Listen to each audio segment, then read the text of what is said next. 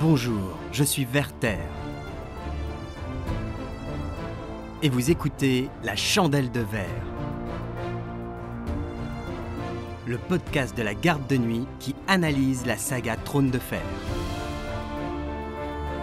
Aujourd'hui, les parricides de Stannis, épisode 4, Alester Florent, l'oncle qui a trahi, par Drozo.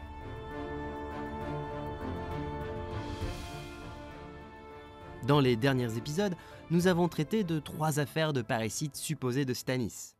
La mort de la figure paternelle que représente Maestre Cressen, celle de son petit frère Renly, et la tentation de sacrifier son neveu Edric Storm, sauvé in extremis par Ser Davos Mervo. Aujourd'hui, nous allons clore cette longue série en parlant du dernier parricide en date et de ses conséquences, celui d'Alester Florent.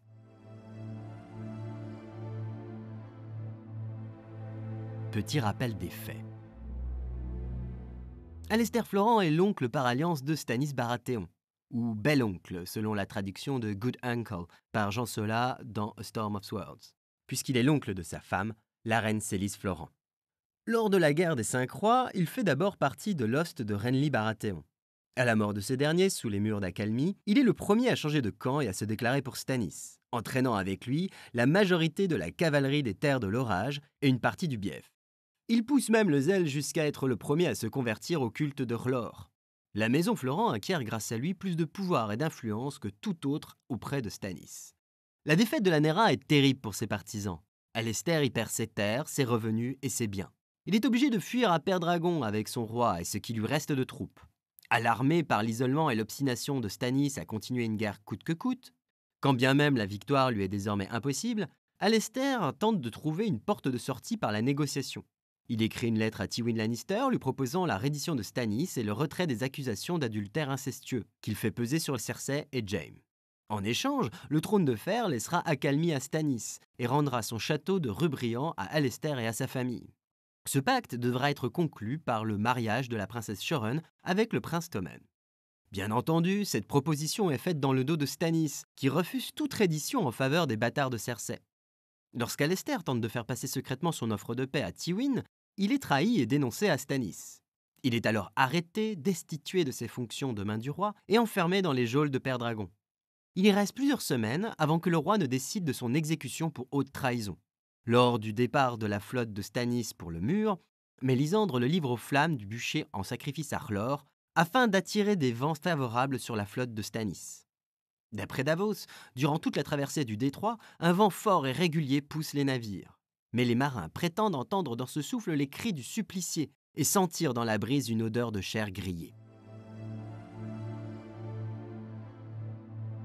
La route du parricide. De toutes les affaires de parricide supposées que nous avons traitées, celle d'Alester est de loin la moins mémorable. Contrairement à Cressen, Renly et Edric, Alester est un personnage très secondaire, ne bénéficiant que de peu de scènes marquantes. Sa mort n'est entourée d'aucun mystère, tout est exactement ce qu'il semble être. Nous pouvons bien sûr nous demander si les vents favorables invoqués par Mélisandre sont réellement dus au sacrifice d'Alester, ou s'il s'agit d'une simple tromperie. Alester posséderait bien du sang de roi, puisque la maison Florent descendrait, selon les légendes, de Garth Mainverte, par sa fille Floris la Renarde. Donc son sang pourrait bien avoir des vertus magiques. Mais ce lien est tellement lointain que l'on peut s'interroger de s'il vaudrait encore quelque chose de particulier. En fait, la mise à mort d'Alester est tellement peu mémorable que nous n'y assistons même pas directement. Elle ne nous est racontée qu'en on-dit par Grenn à la fin de Storm of Swords, puis en flashback par Davos au début de Dance with Dragons.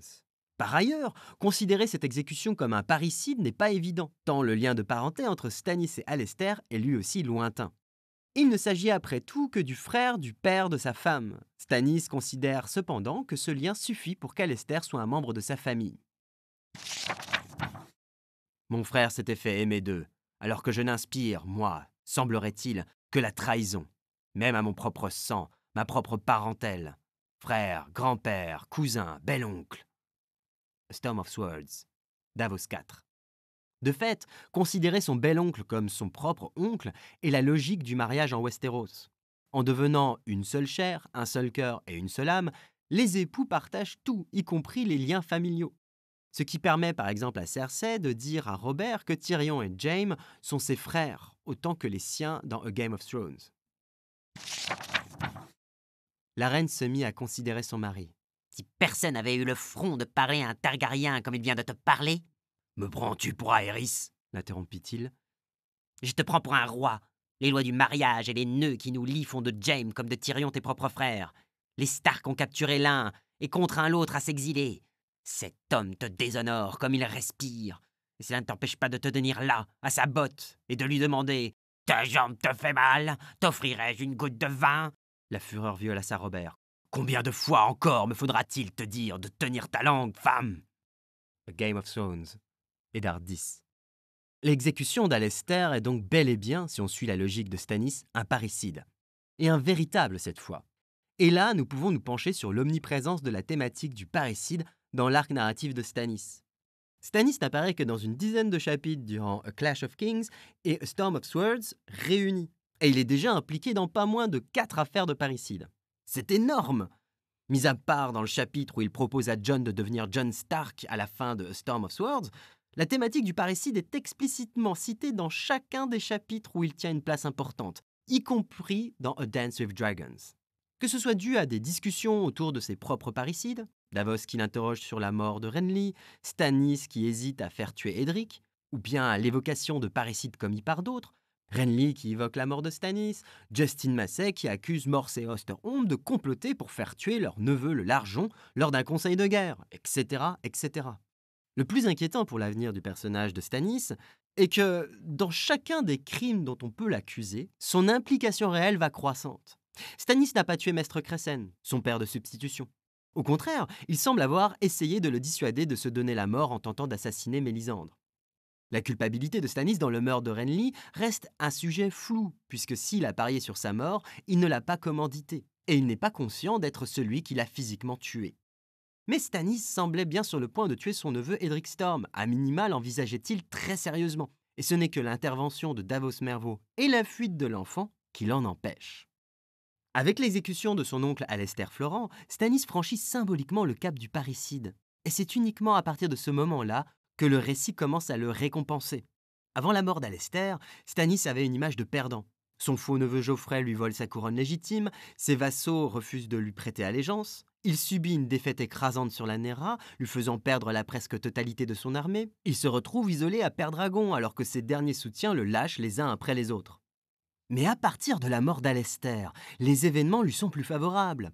Il écrase l'armée de Mance Rider au mur, sauvant ainsi la garde de nuit, et trouve de nouveaux alliés nordiens déterminés. Il libère Motte la Forêt de l'occupation Ferney, gagne le soutien de la Banque de Fer, se lance dans une campagne pour reprendre Winterfell au Bolton. Et si le résultat de cette bataille peut nous apparaître dans un premier temps comme désastreux, si l'on en croit le compte-rendu qu'en fait la lettre signée Ramsay Bolton, reçue par Jon Snow, une analyse plus poussée nous montre que cela semble loin d'être acquis. La responsabilité de Stannis dans ces affaires de parricide supposées va crescendo, et le récit le récompense pour cela. Son dernier en date consiste à livrer aux flammes un parent éloigné coupable de haute trahison. Si on continue dans ce crescendo, quelle sera la cible de son prochain crime? Sa femme Célise? Sa fille Shoren?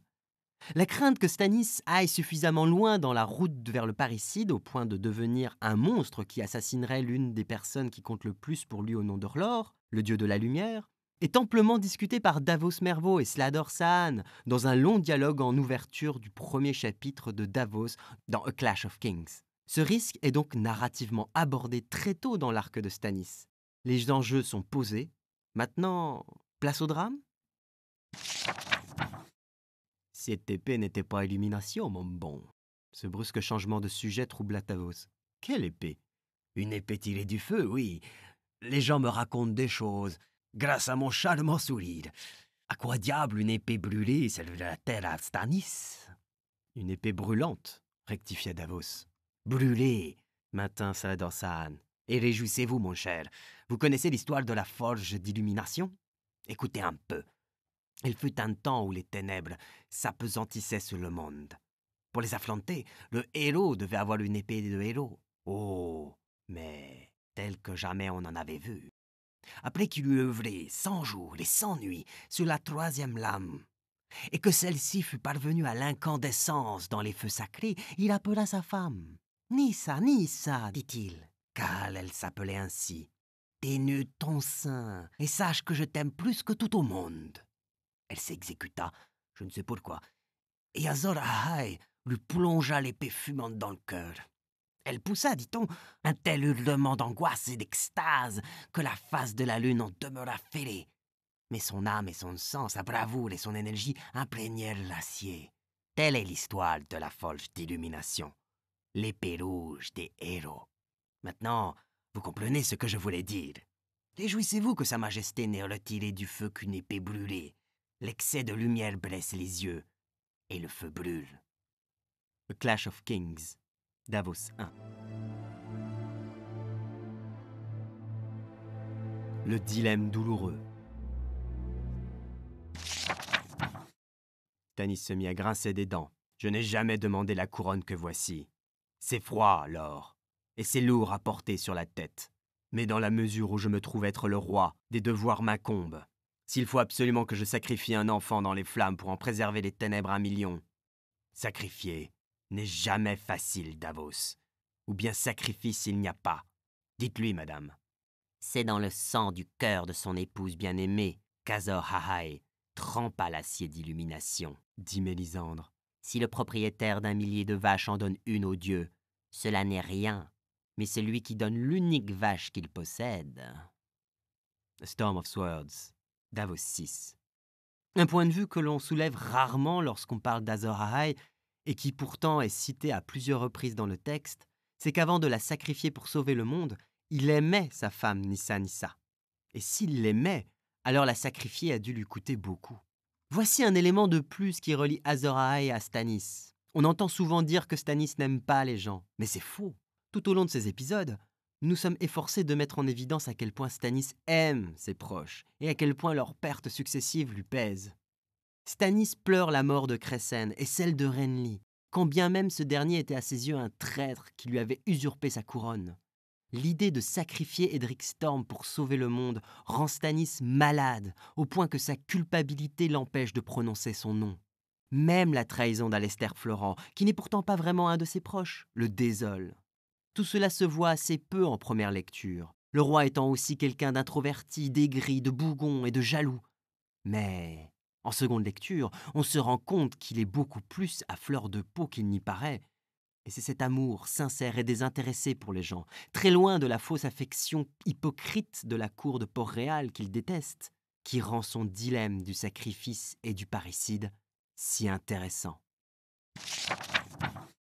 Je connais son nom. Y eut-il jamais nom mieux adapté? Il proclame sa bâtardise, sa haute naissance et les turbulences orageuses, les orages dont il est porteur. Edric Storm. Voilà, je l'ai dit. Êtes-vous satisfait, messire Main? Edric, commença Davos, n'est qu'un gamin, qu'un seul. Il pourrait être le meilleur à avoir jamais respiré en ce monde-ci. Cela ne changerait strictement rien. C'est au royaume que je me dois. Sa main balaya l'espace au-dessus de la table teinte. Combien en vit-il de gamins à Westeros? Combien de gamines? Combien d'hommes? Combien de femmes?